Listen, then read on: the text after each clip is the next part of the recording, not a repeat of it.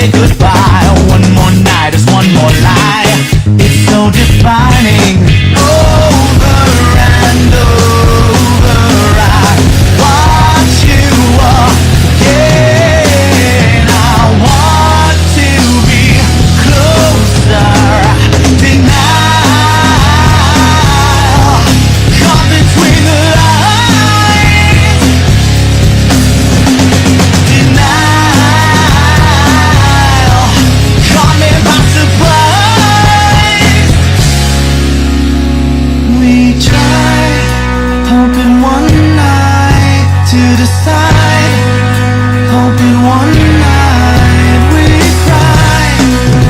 Hoping one night is enough. We lie, hoping one night we deny. Hoping one night still we try. Knowing one night's not enough. Over and over I watch you again. I want to be closer, closer.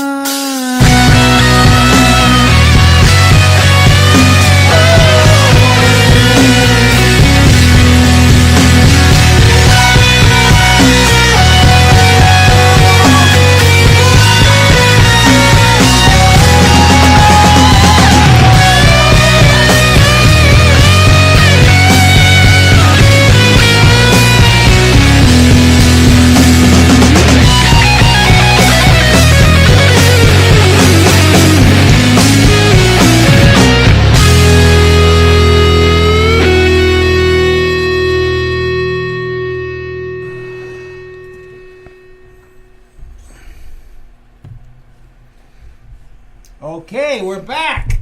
That was a lot of fun. Okay, now you know my sexual escapades in Puerto Rico. But you know, we'll talk more about that next Sunday when we get to the brokerage. Yeah, it's pretty. Yeah, definitely. But it's really cool how Dwight Gooden could open up about beyond Puerto Rico? baseball, about Puerto Rico, but also be honest about the addiction that he struggled Yes. through as a professional, what he continues to struggle through, and the advice he gives to other people. I think that's a really important message that we need to walk away with. Well, you know, the thing about it was the way he said, "I hate this damn disease." Yep. You know what I'm saying? Because he's still struggling. Right. He's still Right, dealing. right, right, You know what I'm right. saying? It doesn't end. Right, but it was great to hear your relationship with him over the years and his relationship with George Steinbrenner and his ability to come here on Brian? Sunday. And we have author Brian Yes, Wright yes. on the line here. Brian, you there, sir? Brian, you there? I'm here, Steve. How are you doing tonight? Good, good. Welcome to Reach Out with Ray and Steve here. It's Wednesday night, and you're an author of a book. Tell our viewers a little bit about your book. Yeah, so my book is called Mets in Tens, and Mets? it's a series of top 10 lists chronicling the best and the worst of the Mets history, their entire, 57 years now.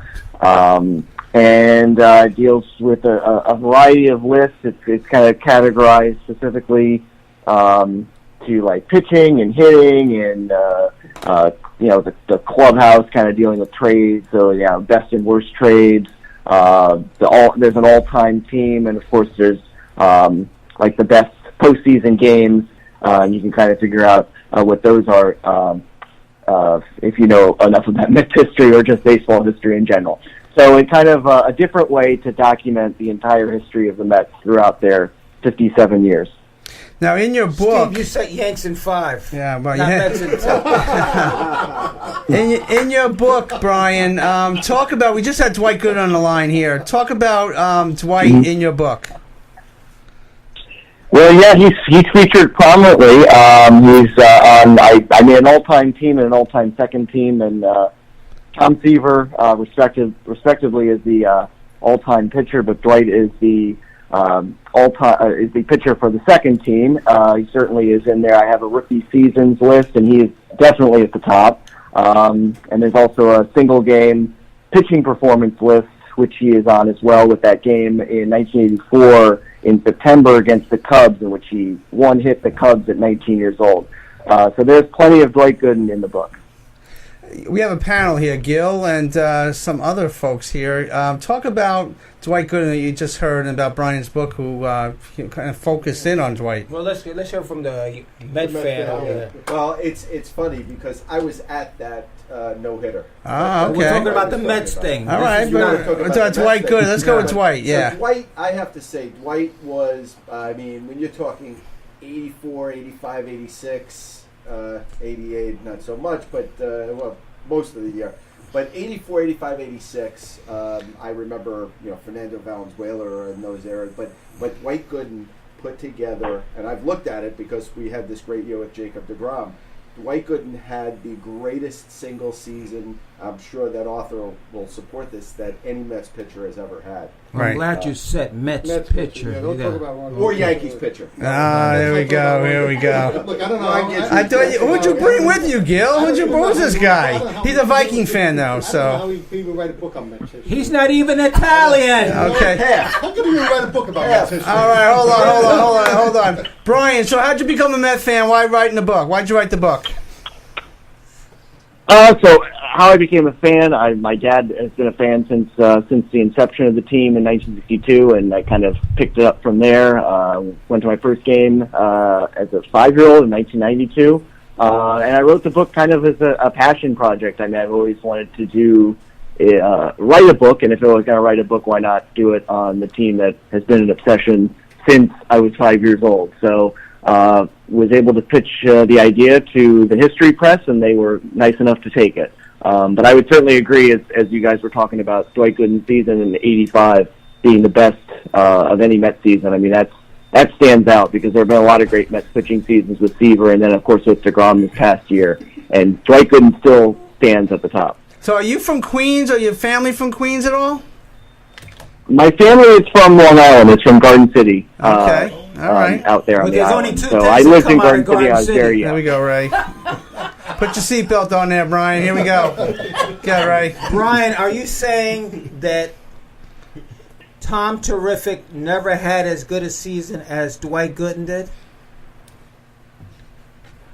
He had more great seasons. 1971 I think was probably his best season.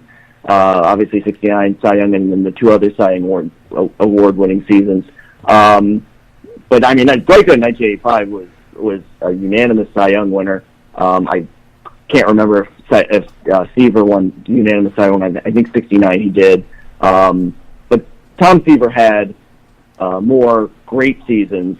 But Dwight Gooden, I mean, I'd have to look this up a little more, but he had, I believe, the best out of all Mets seasons. So he had one spectacular season. Of course, 84, 86, other seasons were very good. But Tom Seaver was by far and away the most consistently great pitcher the Mets have ever had. Well, Brian, I want to thank you very much. I know you're going to be at this show, Bat Boy, on Long Island here on Sunday, Brian's January gonna be there? 6th. Brian's going to be there. He's Going going to have any of his books? Yeah, he's going to have his books, yeah. All right, Yeah. well, so, Met fans, you got to come out, get your tickets, govs.com. Brian, how can people get your book real quick? You can get my book on Amazon. It's still listed there. Any online retailer, Barnes & Noble. And, of course, you can reach out to me as well. I'm on Twitter, at BrianWright86. All right, man. Thank you very much. Have a safe trip here to New York, and we'll see you on Sunday, See you Sunday, evening. Brian. Thanks a lot. Oh, yeah. Thank you. See you on Sunday. God bless. All right, we talked about the Mets. Right. Gil, give me some Yankee talk here. What's going on with the Yankees? Yankees, I don't know what's going on, right? You guys know what's going on? There's a lot Listen, of you're a stuff. guest here. Yeah, you got the You're Bat a Boy guest hat here on. Let's because go. You have a It's lot. a rough night here, Gil. Well, listen. Number one, you all you did was tweet me yesterday about the whole Machado Tulowitzki scenario. So Yeah, I mean, I don't know. Tulowitzki, I hear they signed him, but I don't know. Are the Yankees acting like the Mets? Who cares if this guy was released? Why we waste the time with this guy? That's how I feel. I mean, I don't know why the Yankees are acting like this lately. So if they what get is the rid move of that the Yankees should make? They should either go for Machado or, like I said before, but some of those players that they should have gotten are now not on the market anymore. Well, I said they should have got Daniel Murphy. Because I'm not happy with Greg Bird. I'm not happy with. Well, Murphy is gone, okay? Yeah, I mean, Murphy's stop gone, but stop now- acting like a Colorado. Brooklynite old bag woman, okay? Bag woman. You know, give us a little, what do you call Hey, you it? think just because you have to play, you don't think I can still hurt you? Here we go. You Here we go. see what I'm talking about? I don't know. This is exactly what I mean. What? You can't treat the guest like this. It's not that I'm treating him anyway. It's just the aspect of if you're going to tell us something about the aspect of the Yankees or the Mets, Well- then put it on the table Well, the Mets, I don't or want to shut talk. up. Look, That's the way I feel about I got it. my friend here. He's a big Met. What is he, your bodyguard or something? I had to get a little fair and balance. I wanna He's be in like trouble Fox. if I'm his Trouble. Look, bodyguard. The bottom line is this: either make the move on Machado or not. That's what I say with the Yankees. Make him a good offer. If you think he's a good Well, ball that's player, what I wanna go hear. for it then, right? That's what I want to There hear. you That's what I go for. No? All right, Stop being a not little... not pussyfoot around. Yeah. Make a move there, right? Be careful with the... You know the one that yeah, no, you got to With tell that- about that. There's something. Ray's Hey, telling you listen. to watch your language. Make the move. Make the side. Be Also, careful, against you're the- not allowed to say any cat words. I know, look out. Listen, if you think he's a good enough ball player, make him a good offer and make him a Yankee. If not, but I still think they need pitching. I mean, we talk about this, right? I mean, the bottom line is So, that. But do if they- you think he's a good enough player, I really like Andor. I don't want them to get Machado and then maybe down the line they're going to trade Andor. I think that's a big mistake because maybe he's not a good fielder now, but down the line Nettles wasn't that good when he first started, and he became a great. I mean, I'm not saying that he's going to be like Nettles, but the kid could hit. He's fearless. I don't know why they're playing around with him. That's my opinion. Well, Nothing the Yankees can do, to be honest. Nothing the Yankees can do Okay, is Mr. make Met them fan, a here we better go. team than the Red Sox. The Oh, foreseeable future. here Let's we be fair go. about Here it. we go. I mean, You're a Met fan? I'm a Met fan. I'm a Met fan. Are you a Met fan? Yeah, I am He's a indeed. Met fan. We already Open your established that. mouth and talk about the Mets. But Tulowitzki, first of all, the Blue Jays are picking up $20 million, so the Yankees aren't paying anything, right? So he had his better years. He's hurt. He can't hurt. But why are we going after? Maybe he's a bench player. Maybe he's a bench You player. know what? I think it's all like I don't know. I don't like the way they operate. I don't want them to operate like that. Is the African American guy going to say anything? Listen, I'm African American. This is Shane over here, Springer, who plays Black guy. Roy White in Bat Boy. If you're looking at him, think about Roy White in the '70s. That is Absolutely. Roy White right there. 100%. We have Right? vivid memories of Roy White. Yeah, but Do you hold the bat the same way Roy White? No, he holds it like Roy in the bathroom. What a joke! What a joke! Yes. Great actor. He acts like Roy. He's got a mean In and out karate of the chop. bathroom. He's got a mean karate chop. Okay, it's all good. But you know, when he holds a Roy White baseball card up to him, you can't tell the difference. That's So- You can't tell the That's right. difference. You have been excited about this play from day one, and you know what? You had the real Roy White actually come, and you guys took pictures together. Yep, and yep, if you were a great producer, you would have had the Roy White picture, Roy White, and him the together picture, Shane picture. Right, You know what I'm right. saying? But you didn't do that. So Okay. Anyway. All right. Well, we got him. Yeah, we but got him in the we- seat we- here. He's yeah, in the but- fold. Yeah, but I would have liked for the fans to see the two of them together. You can All see right, they're like well. twins and stuff. You have to like come to that. the show. You have to come to the show. That's Yeah. right, Gil. That's right, Gil. I know.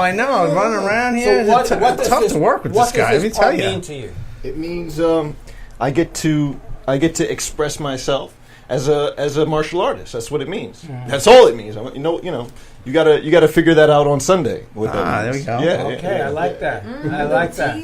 And now I got to ask you another question, very important.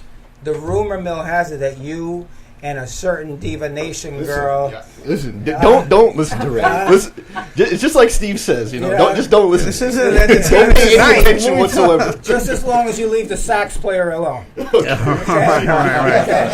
But not only you are in the play, we have Teresa Farrell, who's a comedian, and she's a wonderful person who's brought her friend Jay with her. Thank you. Talk about what it means to be in Jay, Bad Boy. I'm just ecstatic. I'm over the moon. You look younger now since the last show. Do I? You look Yeah. younger. Your sweater is nice and tight. Thank you. You know? Thank you for